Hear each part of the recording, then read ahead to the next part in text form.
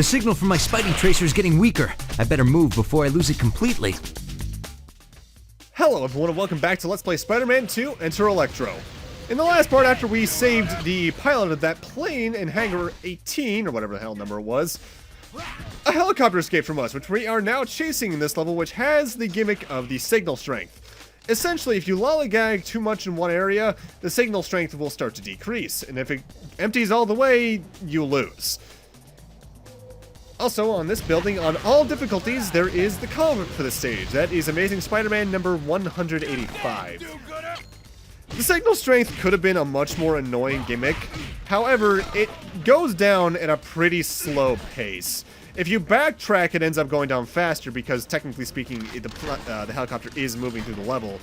But as long as you keep a good pace of moving forward, you're fine. And here is the spider armor. I swear this is the only one of these in the game.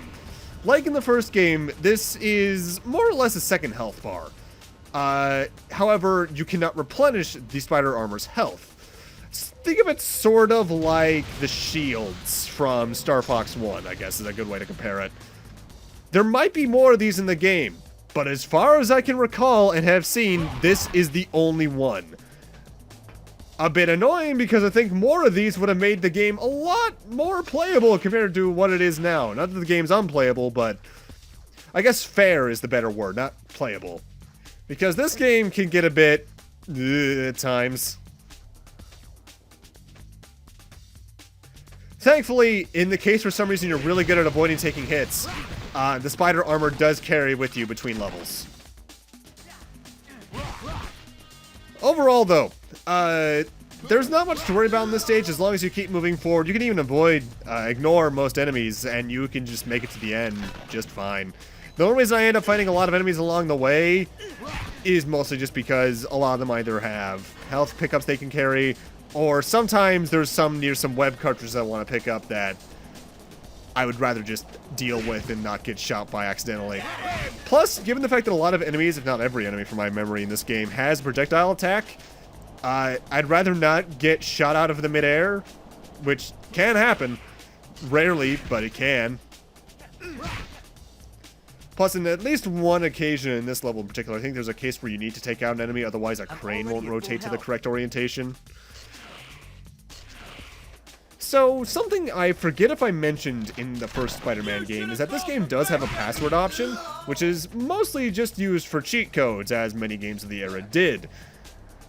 In terms of what there's Dark Room, D-R-K-R-O-O-M, which unlocks all the gallery items. No Enjoyment, which is N-O-N-G-Y-M-M-T, which unlocks all levels. Vicarious Visions High Scores, which is V-V-H-I-S-C-R-S, which essentially shows the speedrun times by the Vicarious Visions devs for the levels. There's Alien, spelled as you'd expect, which turns on Big Head mode, essentially for Spidey. Stacy D, which I'm not exactly sure what the reference is there, but it's S-T-A-C-E-D, which gives Spider-Man huge feet. There's V-Visions, which essentially is what-if mode. It's best thing I can compare it to is the graphical change in Super Mario World, where there's certain differences throughout the levels, not anything too notable though. There's Cerebra, which is S-E-R-E-B-R-A, which unlocks all the training levels at once, because otherwise you have to progress through them. There's Washing Machine, which is W-A-S-H-M-C-H-N, which unlocks all the costumes, and then there's two more. Spidey's hot on the trail, and this time it looks to have led him to the Trainyards. Well, things look quiet now, but evil is afoot, and it's up to our friendly neighborhood Spider-Man to ferret out evil where it lay. This place looks like a prison complex. There are guards everywhere. No doubt they're all Hammerhead's men. Well, I don't want to alert the whole place, so I better play this one quiet and sneaky. The last two cheat codes are Drill here, Drill spelled with one L, which is the debug mode, and the final and most wholesome password is Aunt May, which unlocks everything. That's cute. Now, here in this stage, we want to take out all three of the guards in the first section, though you don't need to if you're playing on anything that's not easy mode. Because if you do that on easy mode, on the little platform on this side of the stage, the comic book stage will appear.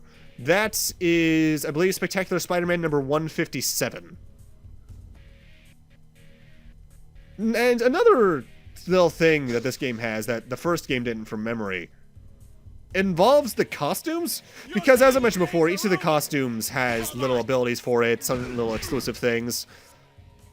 But this game does something that the 2018 Spider-Man game would later do as well, in that you essentially have a create a Spider-Man option, where you can pick, say, your favorite design costume, but then you can choose a certain other costume's abilities for it. So say you want one of the costumes that like gives you unlimited webbing and such, but you want to be like the 2099 Spider-Man, you can do that. And there's another little hidden secret thing in there too. If you hold all four shoulder buttons on the Creator Spider screen, you can see Spider-Man's wireframe. And like with the first game, on the password screen, if you enter curse word, Spider-Man will show up and punch the password.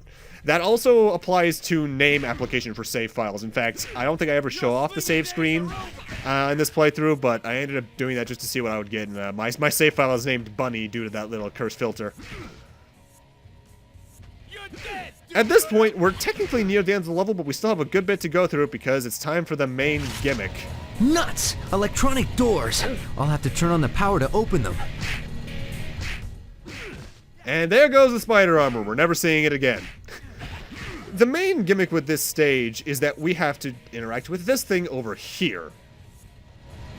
That didn't seem to work. Maybe the right combination of breakers will turn on the power. Essentially, what we have here is a classic switch puzzle type that a lot of us have probably seen in various games. I always go over here and press the reset switch because it just feels better for me to do that in case something is set to begin with. But on each of the buttons throughout all three of the previous rooms, there are two buttons that have four little sections on them. On each of those buttons, the four sections are lit up in various ways. Our goal is to press them in such a way that the lights on them correspond to the four red lights above the power switch that we just saw back there, and get all four lit up. I think if you press all the buttons, it doesn't work out for you, so you need to kind of just figure out which ones match with which to figure out what the correct solution is. But if you just follow what I'm doing, you can get through it no problem. We want to head back to Area 1, for instance, to press a couple switches there. Then I think we head back to Area 3. Also notable, I forget if this happened in the first game, but in some of the larger levels, if you backtrack, the guards will respawn. Doesn't mean much, especially given the fact that even though there are some stages in this game, the game wants you to stealth through, there's no punishment for outright going aggressive. I guess the closest thing to a punishment is that the enemies are going to be very aggressive given high numbers or otherwise.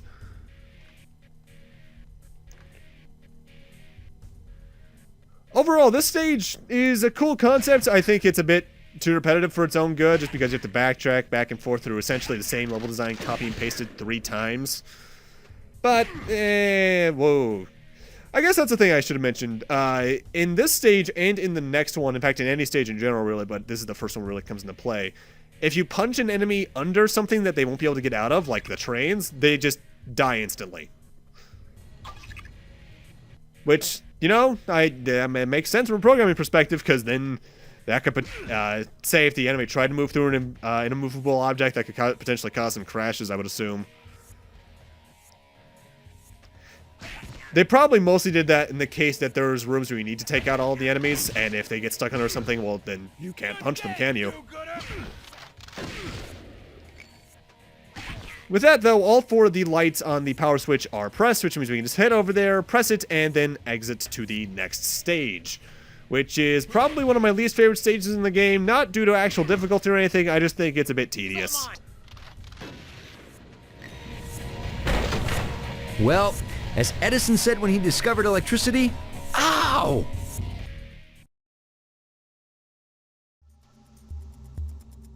I bet all these guys are on Hammerhead's payroll.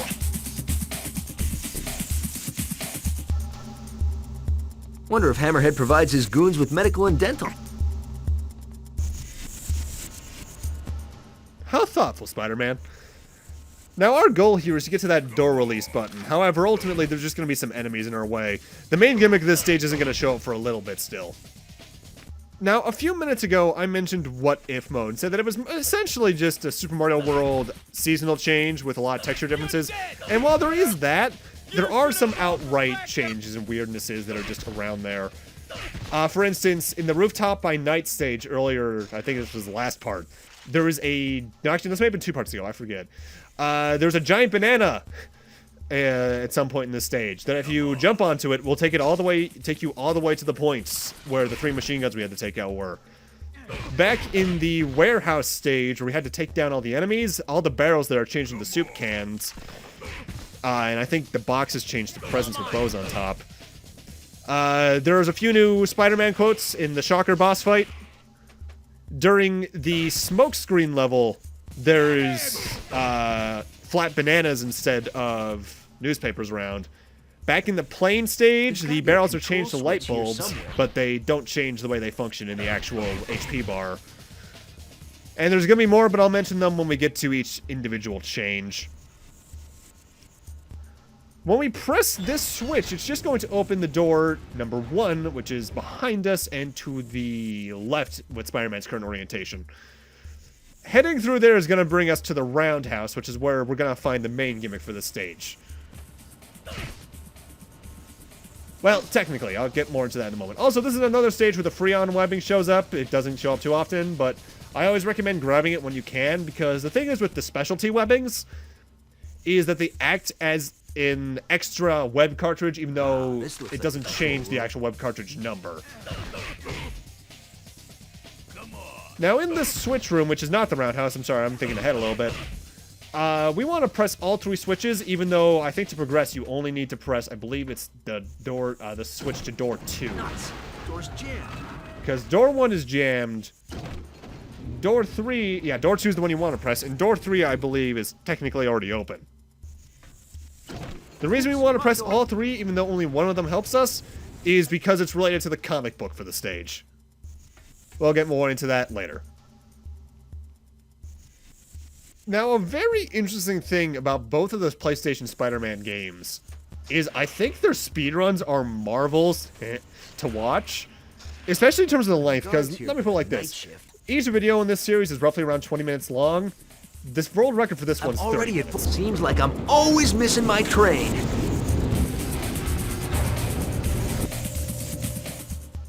Well, technically speaking, it's 28 minutes, 17 seconds, but it's about 30 minutes. Though, a lot of the time, it's just because a lot of the enemies in the game you can just outright ignore, so you can just kind of web swing around and just speed yourself around every corner. But they are pretty fun speedruns to watch. In fact, most Spider-Man games have interesting speedruns.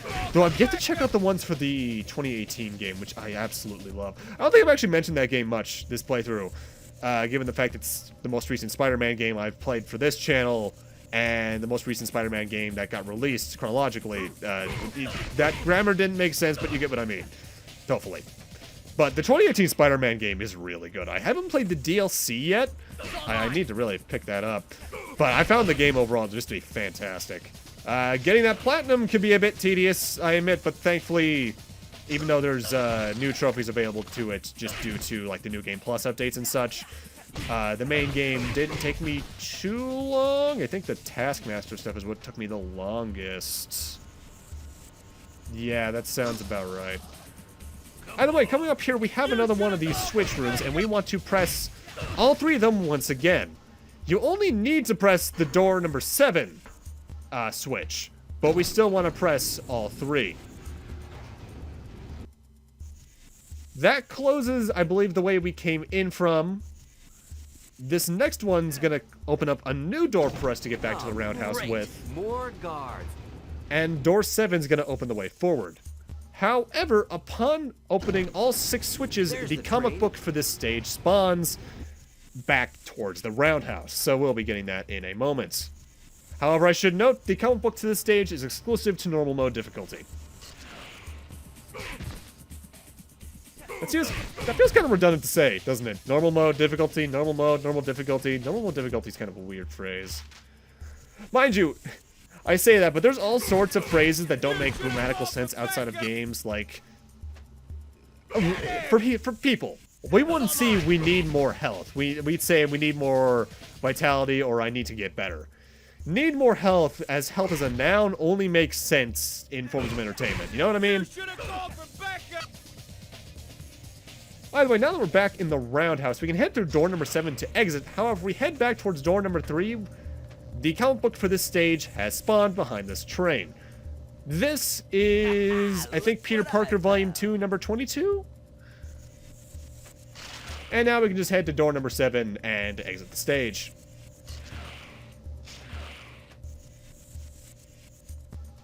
Oh, the train's not moving very much, is it? Wait a minute here. That guy has a case too. Bet they're responsible for that train robbery. What's so important about those cases?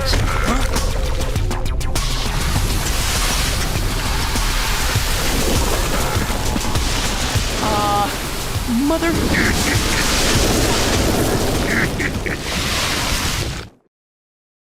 Can't miss that train.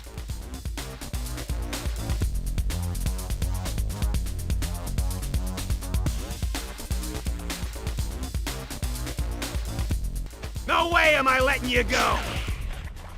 Too bad, Sandman, although it's good to see you. You're one of my favorite Spider-Man villains, honestly. I've heard about running into a brick wall. This is a sort of boss fight, but the thing is, our main goal here is to reach the train at the end. However, Sandman's constantly going to be getting in our way by teleporting not only above you, but also by spawning 4 sand walls as you progress that you need to destroy. Sandman has a health bar, but that's more so to get him off your tail for a little bit. He has a lot of health though, so the best way to actually take him out is to throw the various boxes and barrels in the area at him. You have to do the same thing for the sand walls though, but the best way to do that, the forklifts take out the sand walls in one hit. The train that we're trying to catch up to goes at a good pace, but it does have a form of rubber band AI, and then if you get too close, it speeds up to get to a certain distance away from you, because you can't catch up to it until you take care of all 4 sand walls within the level. Notable, this is another stage that changes on What If mode. On the flatbed car of the truck, there is a giant banana, and the barrels in this stage are changed to bananas. This stage is mostly annoying, less due to the train time limit, but more so just due to Sandman himself. His teleporting is really annoying because while you think you have a good distance away from you, he can just be like, haha, nope, I'm here. And his moveset makes him a tough cookie to dodge, because he has a lot more range than you'd think he would because he's constantly moving while he's attacking. And his little grab attack he can do goes on for way too long, both in terms of the attack animation when it actually grabs you and for how long it takes before he stops trying to do it. This stage can be one of the more annoying ones in the game, but if you just keep at it, you'll beat it eventually. There's no comic book here either, so you don't have to worry about any extra objectives or anything.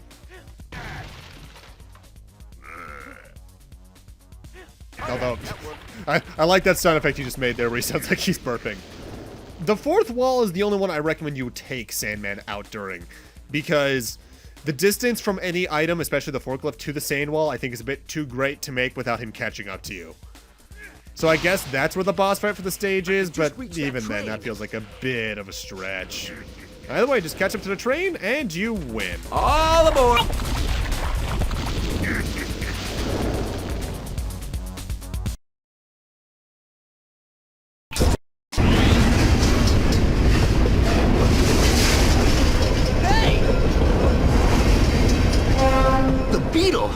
What do you have to do with this? Times change, Spider-Man. I do what I have to. Oh! Some other time, Spider Jerk.